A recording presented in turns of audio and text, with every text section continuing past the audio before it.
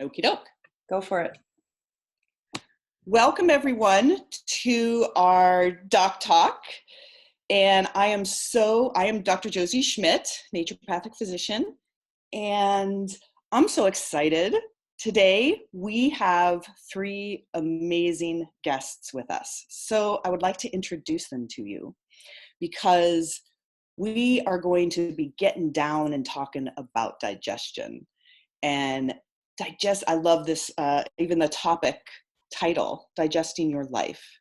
So with us today are two of our visionary founders and leaders, D&D, David and Dana Watts.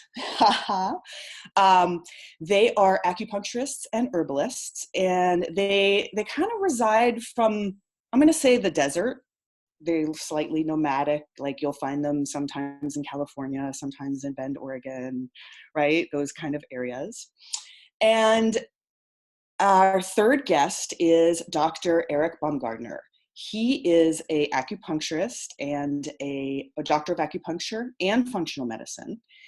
He is from Ojai, California, and he's the founder of Essential Medicina, a tonic latte herb company, and maybe we'll get to hear about that. And his wife Cesare are doTERRA Golds in our Visionary Leaders line. And these three all went to school together about 16 years ago in Chinese medicine and acupuncture school. And so sometimes you hear that synergy of myself and Dr. Rose and Dr. Mika Karu. We get talking and having fun because we all went to school together.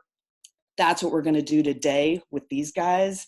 And you guys get to be fly on the wall listening to them talk from their perspective, getting us a little bit of a different perspective, right? With Chinese medicine and the importance of digestion. You hear all of us talking about that, right? You hear us talking about how, oh my gosh, if you have a hormone imbalance, you got to work on the digestion and liver, right? If you got some cardiovascular, diabetes issues, you got to work on the digestion and liver, like, right? Almost anything, we're kind of going to bring it back to that.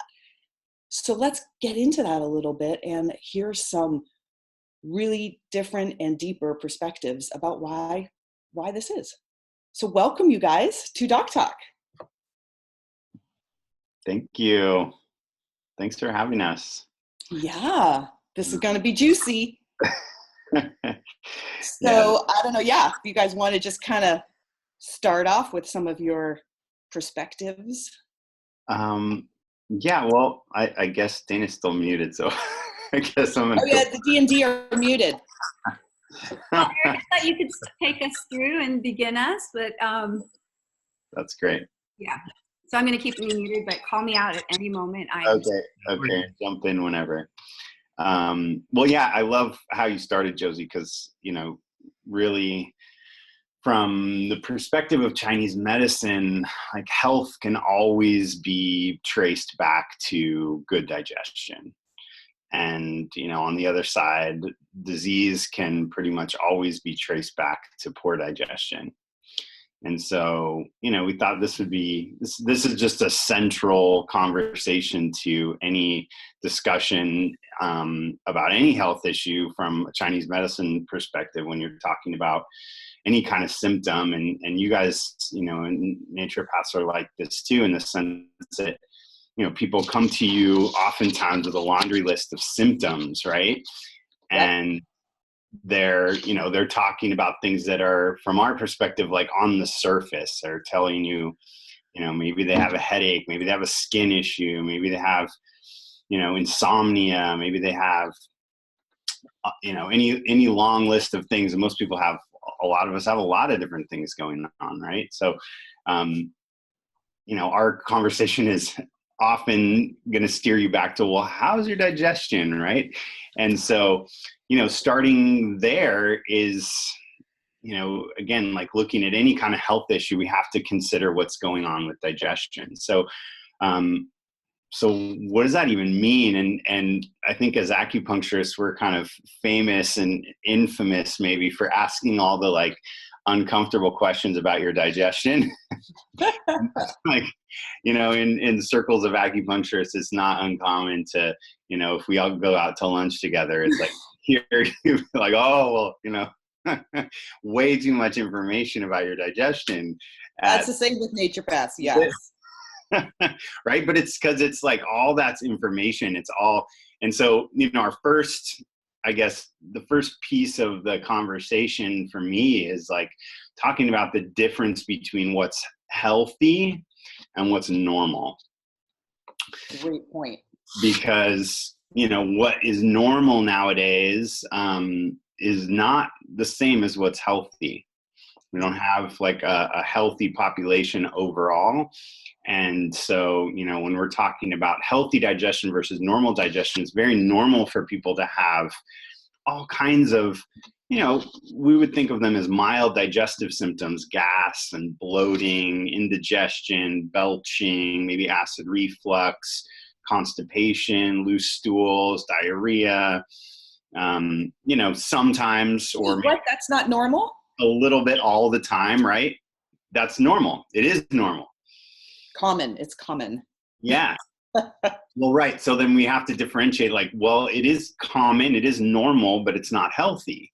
It's not healthy to have those things all the time. That's a sign. That's your body, and oftentimes if you go and, if you were to complain about that to your doctor, they would tell you that's normal. Right.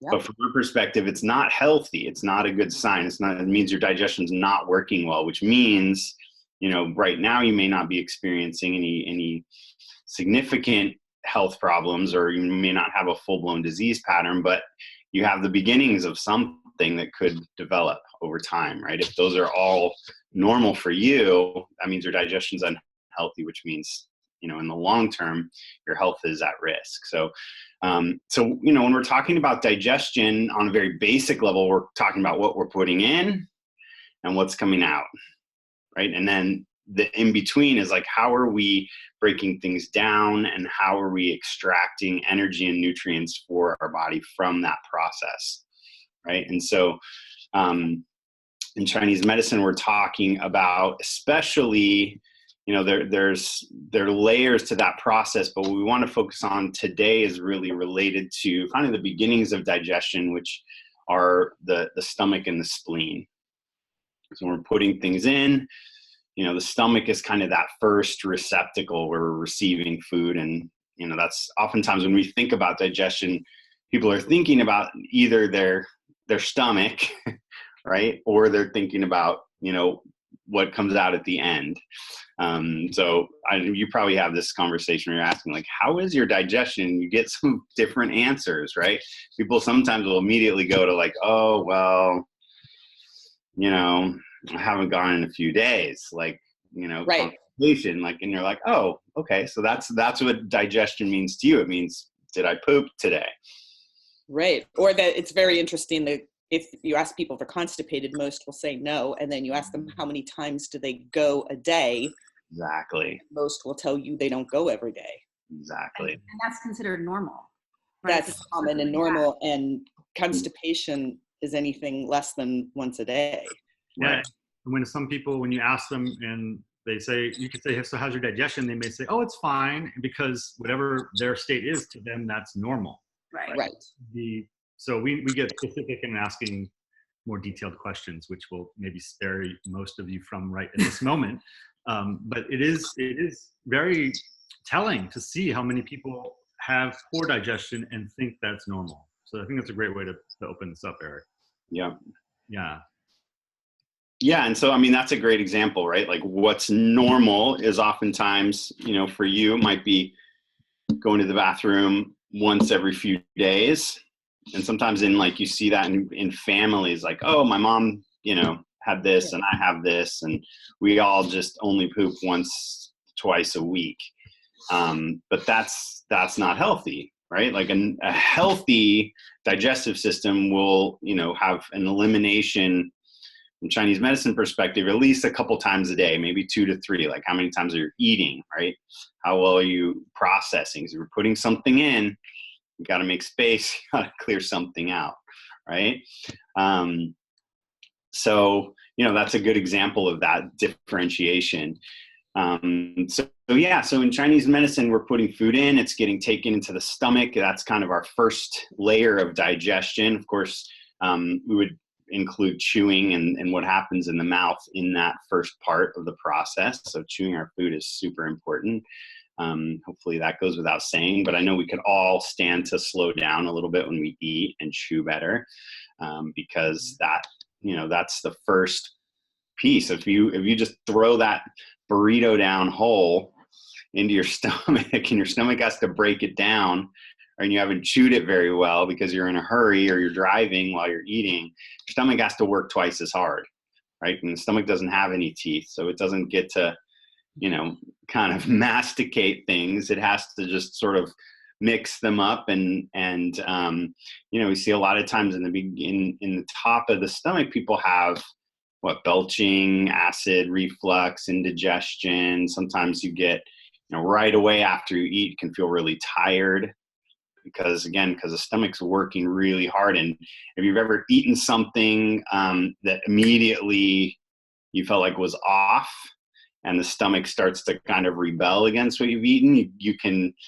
in that moment you realize how much energy the stomach is utilizing in the body, because it kind of wipes you out like instantly. If you've ever had that moment where you're like, oh, I ate something bad, like your energy is like, it's like you almost have to go fetal just to let the stomach do the work of breaking that down and trying to get it out, right? Yeah, I think the number is it's up to 70% of our energy goes towards digestion during the day when people are eating a normal diet. It's incredible. Yeah.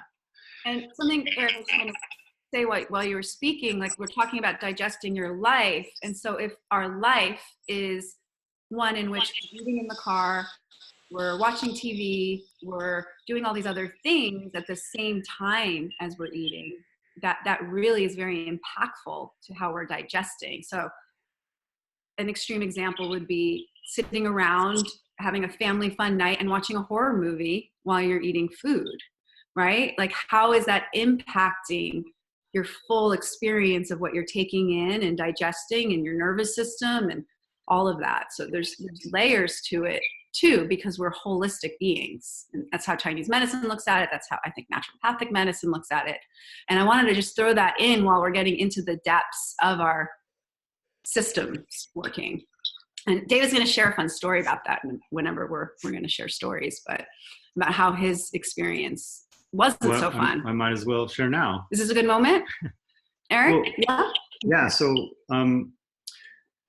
right before I met these two beautiful beings here in acupuncture school, I had been diagnosed at the age of 25 with IBS, irritable bowel syndrome, and at the same time hypothyroidism. And that was a big shocker for me. And I had chronically loose stools, which was normal for me for years. And at the time I was in a stressful relationship that was really unhealthy for me emotionally. And I had to eliminate certain like rich foods and be careful about what I ate. And I was told I would be on a synthetic thyroid medication, Synthroid, for the rest of my life to manage my hypothyroidism. And then when I decided to go to acupuncture school, I thought, okay, well, if I'm going to learn this medicine, I have to start with me. And even before I started school, right before I started school, I started getting treatments for my thyroid. And surprisingly to me at the time, and now it makes sense since I have an education around this lens of Chinese medicine, there was a direct link between my digestion and my thyroid.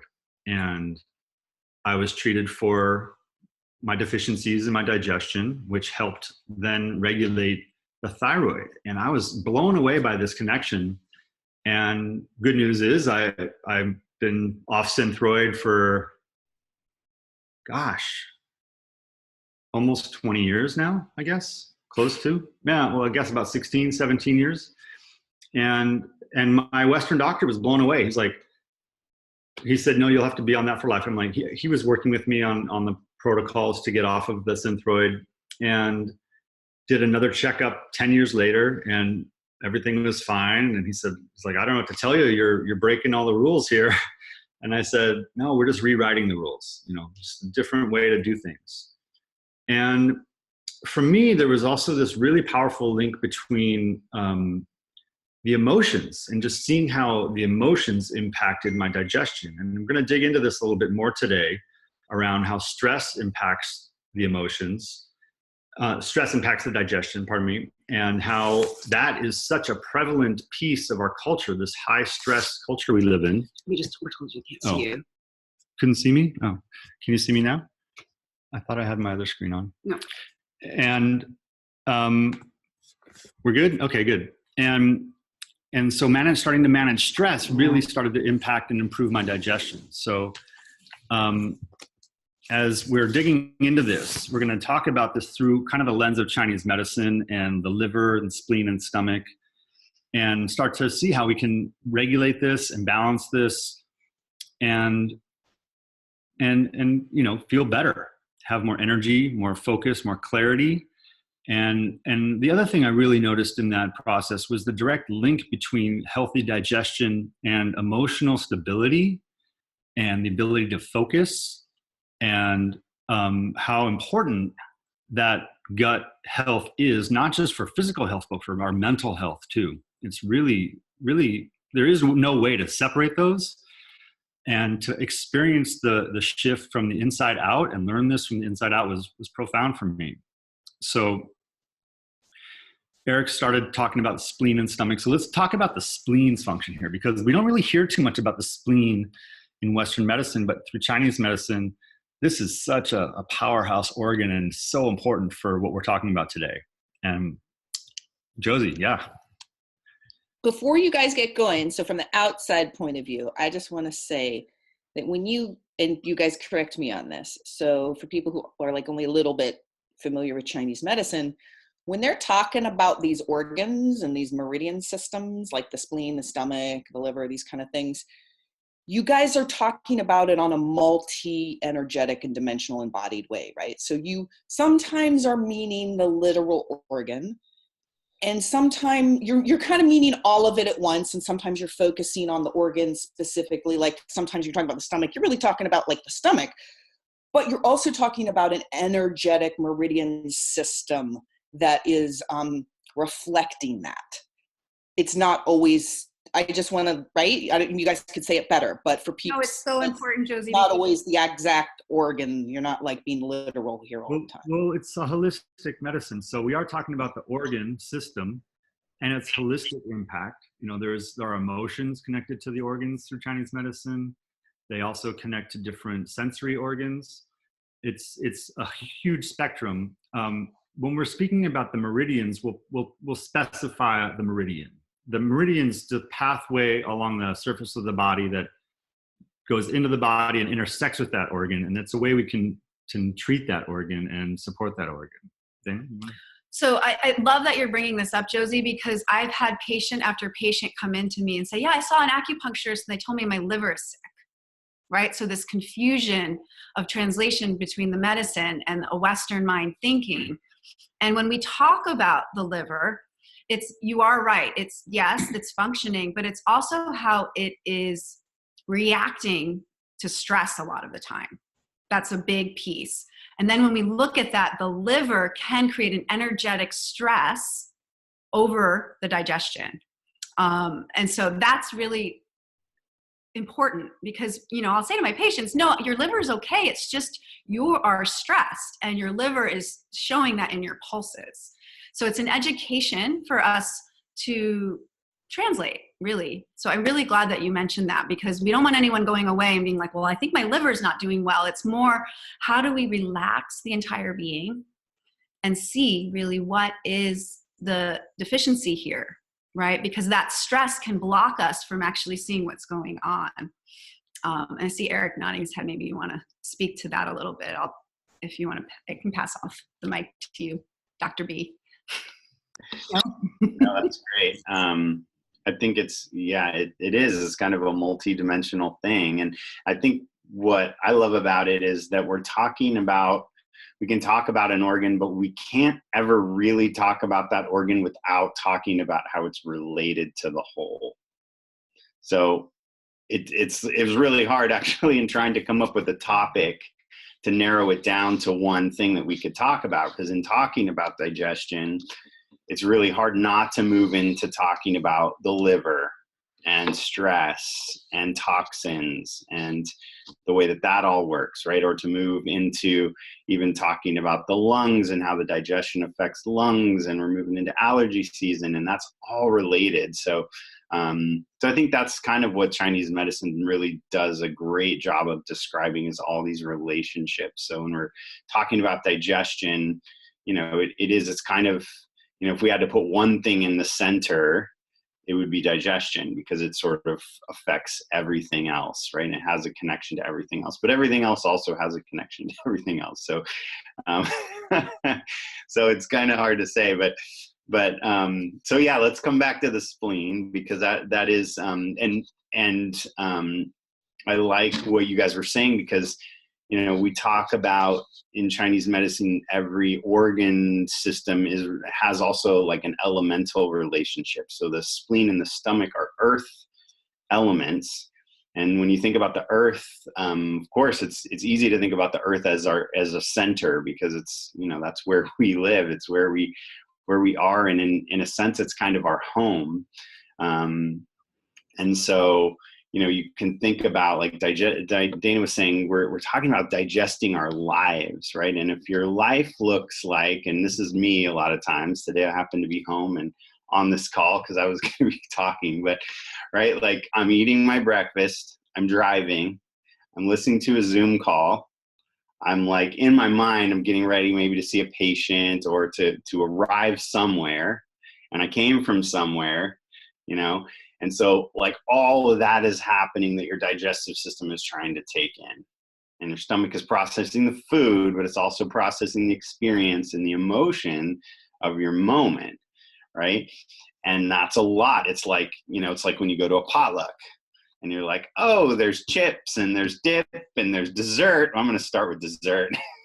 And then there's like turkey and there's meatballs and there's like, ooh, there's like sandwich bites. And then there's like, ooh, there's like a casserole. You know what I mean? And then there's like Thai food. Wow, somebody brought Thai food. And you throw all of that into your system at the same time. And most of us have experienced that, right? Like, it's just like, like I can't digest all that at once. Are you kidding me? And that's a little bit how we live our lives, right? Like we're just constantly taking in so much. And the spleen's responsibility really, from Chinese medicine perspective, is to kind of oversee the whole process from like beginning to end. And there are other organ systems that we're not really going to talk about today, the small intestine, the large intestine. We're going to talk a little bit about how the liver is involved, but not really specifically how the liver is involved in digestion, just to keep it focused.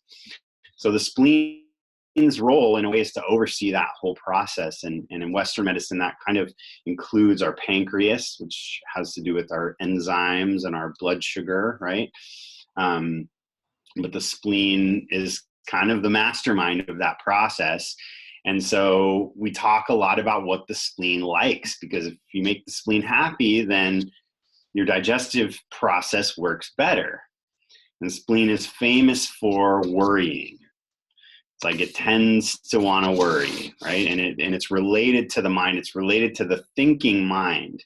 So each organ also has kind of an emotional association and also almost like a spirit to it. And so, the thinking mind is connected to the spleen. And so when we're thinking a lot, when we're overthinking things, and when we're worrying, when we're kind of ruminating, we're spinning, we have spinning thoughts, that's, partly something that's not being digested, right? You have a thought that you just can't quite wrap your head around. You can't quite break it down into something manageable. That's, you're like literally chewing on your cud, so to speak, just trying to break something down into something you can understand. So, I'm kind of talking first, like what the spleen doesn't like. It doesn't like the potluck so much, literally in terms of what you're eating, but also in terms of like what your day looks like, right? It's hard to process all of that. So, meal times, to make your spleen happy, like you're just eating. You stop and just eat, and you chew and you eat and you take that time to like actually let that be what you're doing, instead of like Dana said, watching a horror movie, or, you know, Googling stuff, reading the paper, talking on the phone, driving. I know, right? Like so many things that we do while we're eating that make it much harder for our digestive system to actually do its job, because it's busy processing information. It's busy processing thoughts. There's a community, maybe you guys know Thich Nhat Hanh, where they eat in silence. I think that's a beautiful, it's a beautiful kind of embodiment of what we're talking about here, right? That you just have one thing to do. And if you do that, you can do it well. And the rest of the digestive system is going to work much better. So the spleen likes, likes that simple focus. We could apply this to our life too. Like the spleen probably does not like multitasking. It's going to like it when we do one thing and do it well, and do it now and do it till it's done. And then we move on to the next thing. It's going to like routines. So, eating around the same time every day, waking up around the same time every day. We don't think of that as like food, or digestion related, but that consistency in our day-to-day makes a big difference as far as our spleen and our digestive system is concerned. Because when your spleen and your stomach know that like, ooh, it's getting to be lunchtime, what do they start doing? Start like producing digestive enzymes, hydrochloric acid in the stomach. Like they start priming your system to receive food. And if you're eating, some days at 8, some days at 10, some days at 11:30, some days at 2:45 because you forgot to eat and you just had coffee, like the system doesn't know when you're gonna take in food, right? And so, so those routines are really actually key to creating a healthy digestion. Yeah, you guys jump in. Well, I was just thinking in terms of moving into how we support the digestion and in protocols, that it's also the same with if we're using an oil or using our supplements, to put that in the same thing with timing, being consistent. If you're working, and we're going to share some oils that we really love from a Chinese medicine perspective for supporting the digestion soon.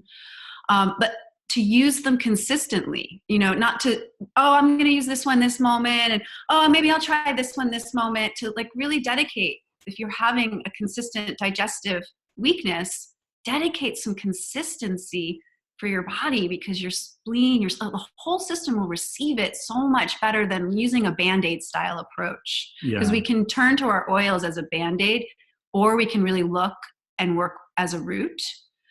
And in Chinese medicine, we have both, right? Sometimes we have to treat with a Band-Aid first, right? Fever, for example, maybe it's because we have a lack of digestive system and we keep getting sick, but we're going to have to treat the first thing first.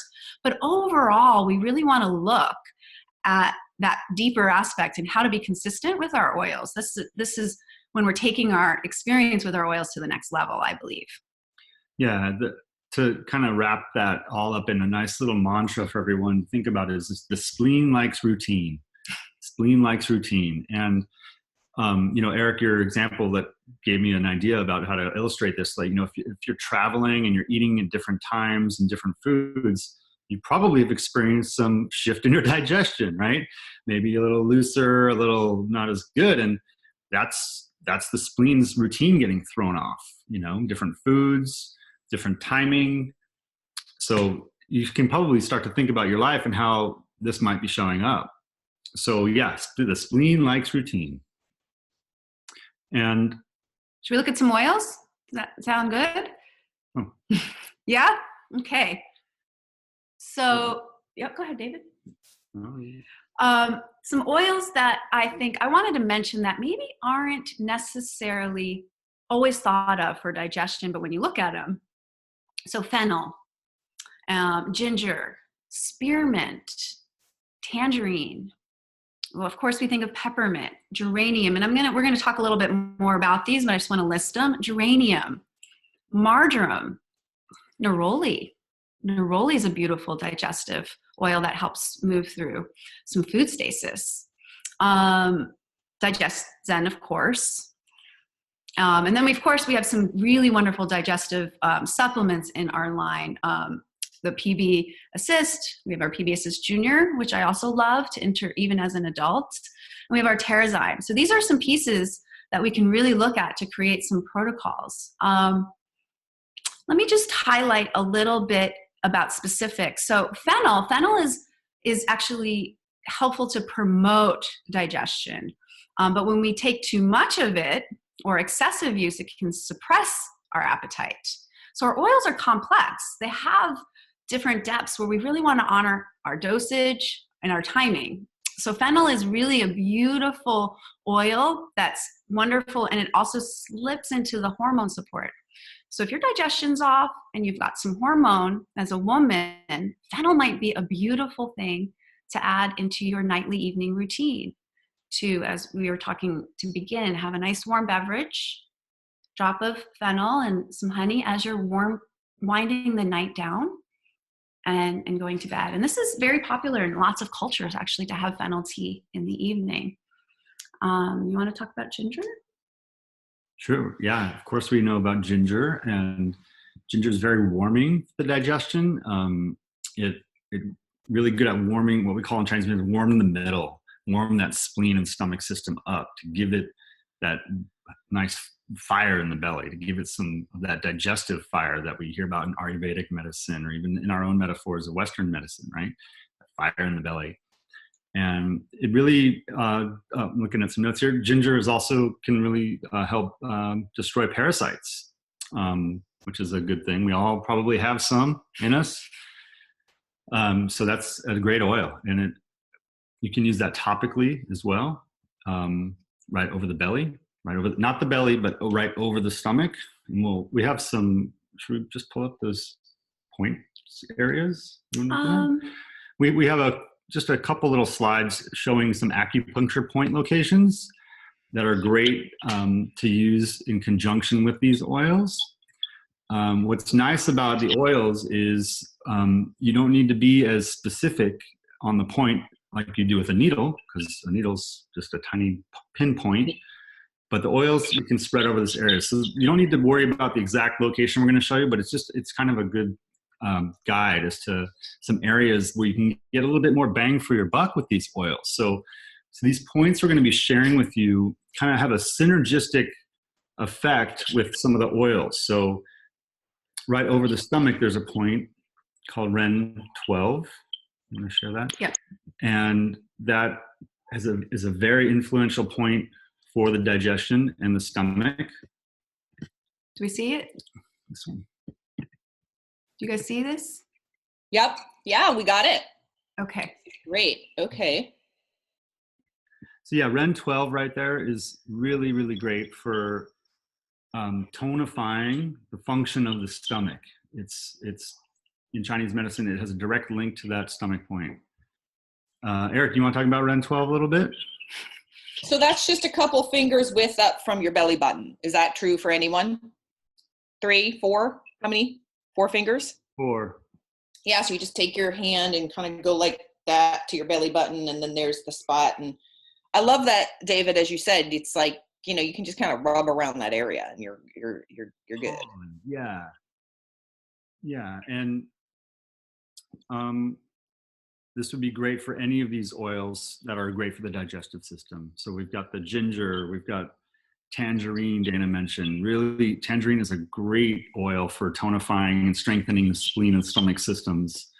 Which means if someone's having poor, like, I don't have an appetite, I just don't want to I don't want to taste anything. That can be a deficient digestion when you're like, nothing tastes right, no food feels good. Tangerine will become your friend, and you of course can add it to your water. That we always want to be aware of photosensitivity. So belly is a really safe place to use. Most of us aren't having our bellies out in the sun to use that tangerine on. So you guys, that's new for me. Is there something energetically specific and different about tangerine than the other citruses, or are you just like tangerine's our favorite citrus? So there's levels of strength of our citrus oils from a more herbal perspective. And even, of course, if they're dried, but tangerine is a little more gentle. Okay. That's what I would say. Eric, do you have something to add to that? You look like you might. Yeah, it's also just got like more of a kind of a transformative function in herbalism. So it's really good for kind of when the digestion is a little bit stuck, like moving things along, keeping things moving. Like we were talking about, a lot of times the digestion is just kind of stuck, and we were, I think one thing that we do want to address too here after we talk about the points is dampness and kind of the heaviness that sometimes we feel in our bodies, and literally, moving on from where we've been talking about metabolism, metabolic function. I think we can say this to some degree about all the citruses, but tangerine has a really nice function for kind of helping the body's metabolism to kick in. So yeah, it's just got a really nice affinity for these points and for kind of transforming that dampness or that stuckness in the digestive system. Exactly. Yeah, tangerine is great for transforming damp.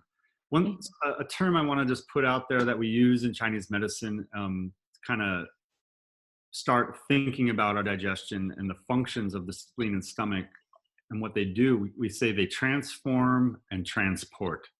So how are we taking in our food? How is that being transformed? Like Eric said in the beginning, from food into energy. How well is the system doing that transformation? And then how well is it transporting that through the digestive tract? So how's our T&T? How's our transformation and transportation happening? That's where that's kind of like our starting point, right, Eric? Like, how's our T&T? Okay, is it sluggish? Is it good? And so these oils are all to kind of help support that idea of T&T.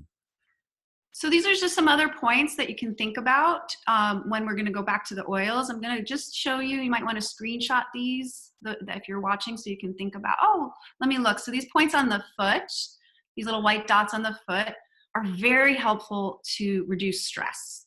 Okay, these are a liver point. But when we push on that point, most of you are going to feel a little sore. A little tenderness in there. It's pretty common. And it's a great place to use an oil like geranium.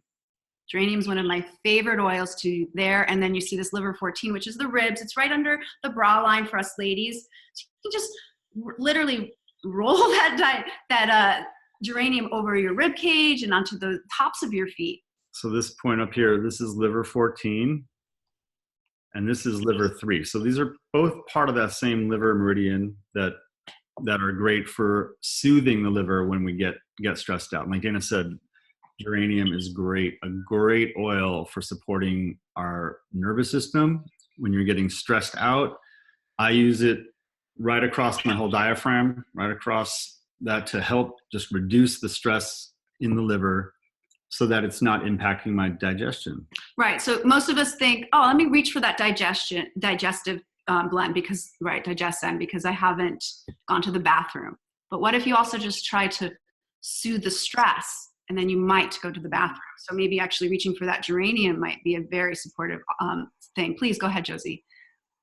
Well, the oils you just mentioned, tell me what you think of this blend, because I'm imagining it in my smell brain, and I'm getting very excited about making a blend for doing this with geranium, tangerine, and neroli. Oh, whoa. Yeah. That's right? Amazing. When would you not want to put that all over yourself? Never. Right? But do I get the heads up? Like, do you think that would be a good just kind of daily tonic for the belly and the feet and kind of supporting these things, those three together? Is that a good threesome? I would say yes. Yeah. I think that's, say it again. Geranium, tangerine, and neroli. Yes. That's a really beautiful blend. Okay. I'm going to show some more points because I'm seeing time. And I just want to show you all some more points. Oops, that's the wrong way. So these are other points that are really powerful on the stomach meridian that impact So this is more, I want you to think of these points, and again, right, just rub all over the belly, but I want you to think of these more with, we call something in Chinese medicine food stasis, when food just sits in the belly and we've taken in too much. These are really helpful to kick back in peristalsis, getting things moving. Don't be afraid to rub in there and rub those oils in there. These are great spots. And then this one is I can't see your finger. a stomach 36. This one? Yeah. That's stomach 36. So that's It's a very famous acupuncture useful point. And I'll also show it to you on my leg while we're here because it's just helpful. all right. You want to point on it? Right there. So this is the lateral part of Dana's. So you can just lower rub leg. it all the way on the side of that shin. And that's with that blend that you just said, Josie. I mean, I just want to go rub it all over my body right now. I want to take a bath in it. No. Those are some of my favorite oils. Yeah, that point, stomach 36, and that whole line is always like jump out of my chair on me, man. That's the situation. Mm-hmm. So I'm going to just stop the share a little bit because I think Eric really tuned into something that I want to make sure we share before we open it up for questions. And then we have a few recipes for you all. But I just think this piece around the dampness and the comfort eating is something that I don't want to skip over. And I love how, Eric, you were talking about that the other night. Are you able to chime in about that damp, cold ice cream?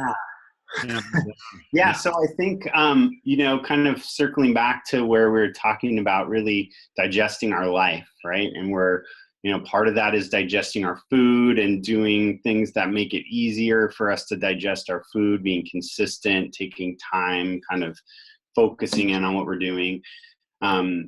But it's interesting because, because when we look at that, the job of the spleen and the stomach and the digestive system in terms of how do we take things in and transform them into energy, into, life force.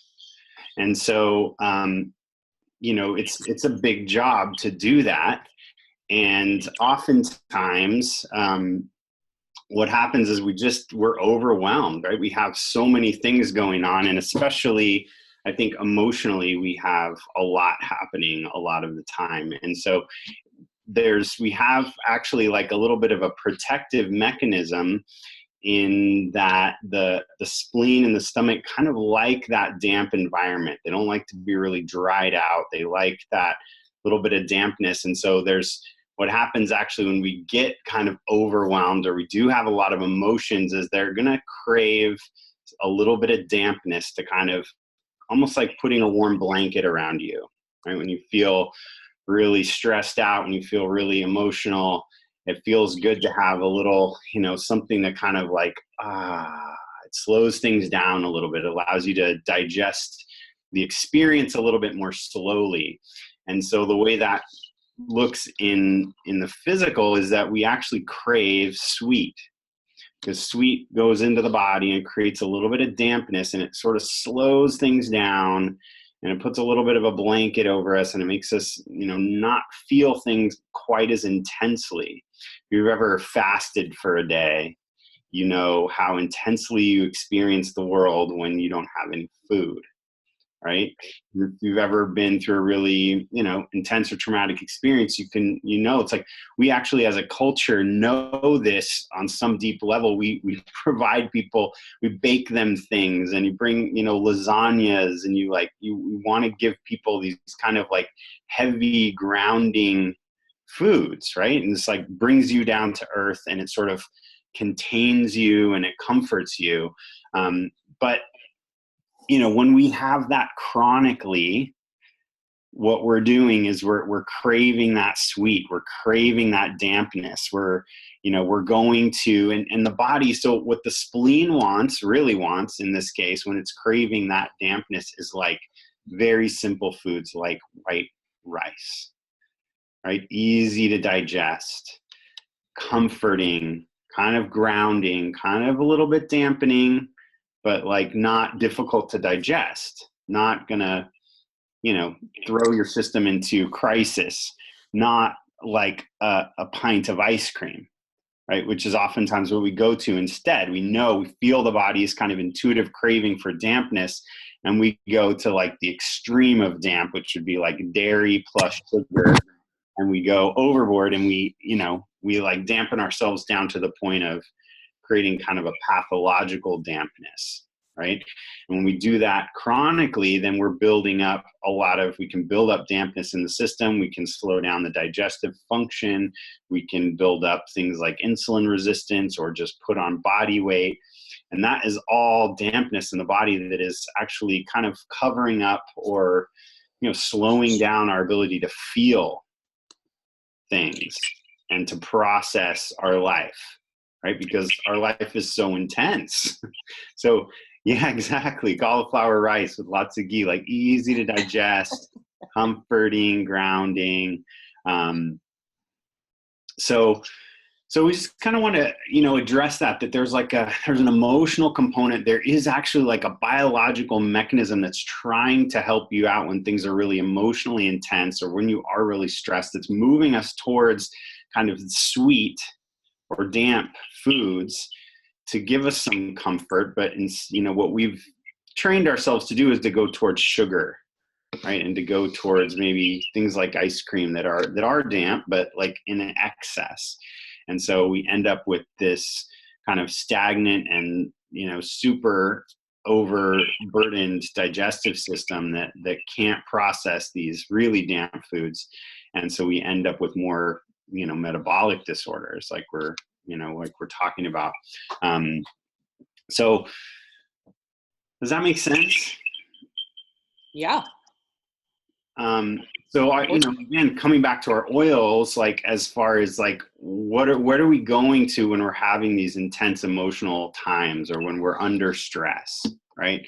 I mean, firstly, there's things that we can do to not have have such a stressful day. Part of them are creating these consistency, like, right? The spleen's like a homebody kind of, right? It likes to be like consistent. It likes to have home feel safe. I think, as David was telling his story, I was thinking, oh yeah, of course the spleen was off. Like home didn't feel like a safe place during that time in his life.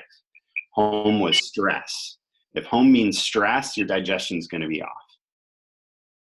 So how do you create home as a safe place? How do you create home as a place where you have consistency and routines? You're nourished, right? And then, in our day-to-day, as stress and emotions come up, we have our oils to kind of buffer things. And then if we do feel ourselves really needing some comfort, needing some kind of slowing down this emotional process, moving towards things that aren't like hyper sweet and hyper damp, like ice cream and refined sugar and refined flour and those kinds of things, but, kind of saying, oh, like actually a sweet potato or, cauliflower rice or a grain in moderation that's going to feel really good. It's going to give you that same kind of grounding effect that you're looking for without creating kind of crisis in your body, if that makes sense. Yeah. So you guys want to do some protocols? Yeah, let's go into you guys wanted to talk about really supporting the metabolic, that kind of process with the spleen. I know back in the feed, we also, from the second slide you guys had with the stomach points, the question was which oils specifically would you recommend for, is it the same oils? Is it the geranium, tangerine, neroli, and it would maybe also fennel, like, yeah, someone's kind of getting those side and then up above. If it's all in the same time, can they be using the same oils? Is that the best indication? And then, Yeah. So obviously the oils are really safe to mix and match and try different things. I personally really love using the geranium more on these liver points, the liver 14 right here. Can you see that? And then liver 3 right here. Because I feel like geranium for me really helps calm the nervous system, really helps this to soothe the liver. That when the liver is stressed, it'll impact the digestion. So I use the geranium more on these points, and then on the Ren 12 and these other stomach points, stomach 25 and stomach 36, those are where I would use more of like all the other oils, like the tangerine, ginger, the marjoram I would use more on stomach 25. Ginger would be great for stomach 36. And again, you can just try different things. I'm looking over here, and of course we have the DigestZen oil, you guys, which is a great oil for our digestion. That's why it was created. So using that just topically over the belly, over the stomach organ, or internally, it's going to go and help regulate the function of the stomach. So it's, there is no exact protocol that's the one to use. These are what I've tried for myself and with patients. And I'm telling, for me, the geranium is like magic with reducing that stress right across the diaphragm. Here, I'll stand up a little bit. I put it just right here and right over this. This is where my liver is. Just right over the liver. Just let it kind of get in there. And then I always take some deep inhales to get it in, have that emotional response right away. Okay, so for people, we're getting done. We have, the last 10 minutes, and there was the question about IBS and some more helpful indications. And just to basically say, yes, IBS is great. All of this stuff we've been talking about, because irritable bowel syndrome is really a syndrome. It's not a specific thing. And it's really what Western medicine, when they can't diagnose it as anything else, they kind of lump it into that little category. And it can be tons of things, but what you do know is that the things that we've been talking about here in terms of needing support and tonic and more routine and all of this stuff with your digestion and the connection with stress is definitely a component with IBS. And IBS is a great template for almost all other digestive processes and issues. So, right? And I love, David, how you just said that. You had your flat hand and you're kind of just like doing that, right? Totally. Yeah. And you can, when you first start with oils, start with some carrier oil like coconut oil with your geranium. When you're working over kind of organ systems, if you haven't worked with a lot of topical oils, if you're someone who's been working with a lot of topical oils and internal oils, and you know how your body is okay with oils, then right, you can go. Do you do straight geranium, David? I do. Yeah, I use 2 drops on my in my hand and rub them in, and then take some. Yeah. So a lot of us, longtime users, we know how our body's going to work. We've done a lot of processing and detoxing. In the beginning, I would suggest using carrier oil. Yeah, I agree. There you go. It's a broad, that sounds great, a broad stroke. And then the other oil, right, was up here. And then other ones were here. So I'm imagining kind of like, is that okay to do like a circle? Absolutely. Yeah. And yes, you would want to go clockwise. Yes. I can't tell on the camera. Clockwise circle. Clockwise circle. And you're just really encouraging happy digestion, right? We're just going to say happy, good digestion. And I always encourage when you're stepping into a protocol to take notes, if you're working on your digestion, because it's very easy to forget where you began when you start to feel better. And it's good to know what oil is working for you, because we do have options, So I promise to, underneath the call, list out all the oils that are our top favorites so that we have them. Because there are different ones to try. Every single one of us is a little different. Yeah, great. And along the lines of IBS, we all are very different. So I'm glad that this question came up about notes on IBS. And Josie, I love that you said that's kind of like a catch-all phrase from Western medicine, and it's not even a real diagnosis in a way. It's like, well, we don't really know what that is, so we'll call it IBS. Your bowels are irritable. And when we were in acupuncture school, I remember learning that and reading in a book how there's a specific example related to IBS, how a Western doctor could get like 9 different patients coming in and he could tell them all, oh, that's IBS. Those same 9 people could go in to see an acupuncturist and get 9 completely different diagnoses because of how specific we get with the organs and dampness and all of the different things and details we're not really getting into today, and how we can really hone in on what the problem with that digestive system is. And it's been such a gift. And that's why I shared my story around treating my IBS and my hypothyroidism with acupuncture, because Western medicine didn't have an answer for me. So thank you for that question. It's really important to know if you've been diagnosed with IBS, you can get more specific by reaching into a naturopathic doctor, an acupuncturist, and get really honed in on where that imbalance lies in your system, so that you can really tonify or fix it, get it into balance, and get healthy digestion, and move away from what you think is just normal for you. And Western medicine say, oh, you just have irritable bowels. You actually can change that through other modalities. And these oils could be a really great start to just do that on your own. Very safe, easy way to start. There's a question here, because the spleen likes routine. What are your thoughts on fasting? So yeah, I'm going to answer it a little, and I'd love to have Eric come in on this from a functional medicine perspective, because I personally believe from a Chinese medicine perspective, it depends on how strong your system is. If you have a weaker system and you step into fasting because this is the fad right now and people are having great results, but your particular system isn't ready for that, it can cause a lot of stress for the adrenals. It's a whole nother conversation that we like to talk about a lot in this stock talk, but it can cause stress. But for someone else who is in a different process, they have a healthy digestion system, it could be strong. But Eric, I'd love your thoughts. I know we have little time, but.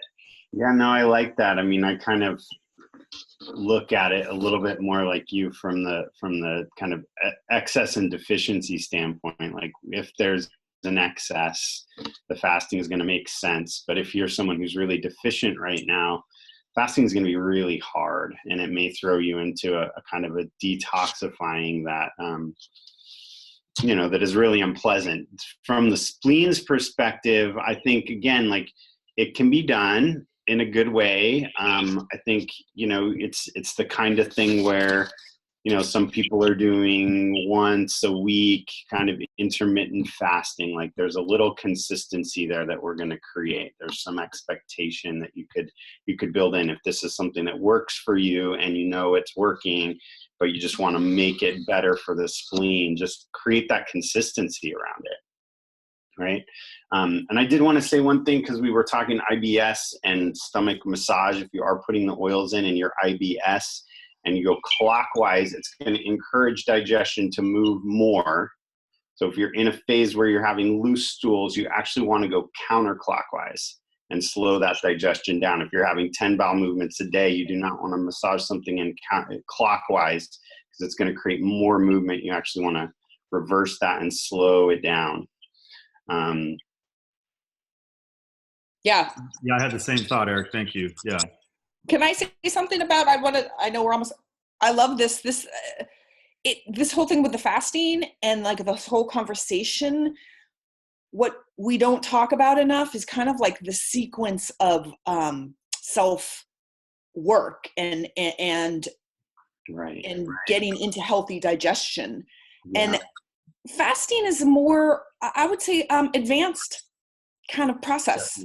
Definitely. So, yeah, and we have, like, within the world of doTERRA and our supplements, this is why all of us, you'll see me talking about this and all of these other guys, all the docs, we always want to see a foundation of months, ideally, of people working with the Lifelong Vitality Pack and Terrazyme and some citrus in their water as that minimal baseline. Because these things are what within the doTERRA system are about nourishment. Right. Right. So this is the problem that Chinese medicine has with fasting, is if you go into fasting and you're in a depletion state, which most standard American diet people are, our cells are depleted. We're at a cellular depleted level. We do not have the nutrients to detoxify and cleanse and fast appropriately without freaking out our body and having all these symptoms and unpleasant experiences. And so, we we want to go through a phase of real nourishment and building up at a cellular level for a period of time, and then being at a supported place when first you do cleansing. Mm-hmm. Like cleansing precedes fasting, I would say. Like you have a couple, 1 or 2 positive experiences cleansing. And then you can bring fasting into your cleansing experience and intermittent fasting and all of that. But jumping right to it right off the bat is where we have so many people kind of having these bad experiences of not feeling good about it and not healthy, and their body is like pushing up all these reactive symptoms because it can't do what you're asking it to do. It doesn't have the resources. Exactly. I would add to that too, that, you know, from the spleen's perspective, when you fast, you are shutting down the stomach and the spleen. They get a break, which is good. But as you know, if you have fasted before, you know, when you come back, it's hard to eat. Yeah. So your appetite is, you know, you're hungry, but your appetite is like, it's slow. You have to start small. If you go from fasting to having a big meal, you can actually get sick. And so you're actually kind of shutting the spleen down for a while. And if, you know, again, if it's already compromised, that may not be the best thing. And you just have to really take that into account. We want a robust digestion, you know, and we don't want to, you know, kind of chronically be shutting that down if it's not the right time, like you said, in your process. So it is definitely a more advanced thing from my perspective too, and a little bit like a whole other conversation. But I think it's great because it's so, you know, it's so up right now. So the question in Facebook, and then we're going to wrap up, is: does the same happen with intermittent fasting? Is that an advanced thing? I think so too. I mean, I think it is. I would, you know, it's it's like a little bit less advanced than just straight up fasting with no food, right? Because it's a little easier. Right. And sometimes we intermittent fast without knowing it, right? Right, but when you what I see is that, you know, it's the keto diet and some of Bulletproof, and there's, you know, it's very popular now. And if people they don't have the foundation of cellular nutrition and nourishment, and having gone through a couple processes of building up with that, and you go into intermittent fasting, you're going to have headaches. You're going to have the symptoms. So it's not to say that you can't do it, but it's going to be like being on the couch all winter long and then going right into a marathon or a 10K. Let's do it. Like, is there a way that you could do that is more nice to your body and more healthy? Like, could you start to, like, there's that thing, the couch to 5K, where they just start you walking for a couple days and a couple weeks and stuff like that. Yeah, right? Sometimes you get like a rebound, right? You get almost like a rebound weight gain. Like you might lose that weight that you're trying to lose by intermittent fasting, but then you tend to actually put on more weight because your stomach and spleen aren't working as well. I think the important thing with intermittent fasting, especially if it's with the idea of going to a ketogenic diet, is you cannot deviate from that, because you'll slip out of ketosis and you'll be burning sugars again. And that's when, if you're eating a ketogenic diet and not doing intermittent fasting, you might just start gaining all that weight. So it's important to really understand what you're getting into if you're doing intermittent fasting and going ketogenic, because you don't want to be just turning that into fat on your body. You know, it's right. So look, this always happens. Doc talks beget other doc talks. So maybe we need to have a more like a next digestion too, about functional medicine issues with like all the diet systems things that are happening out there. That would be fun.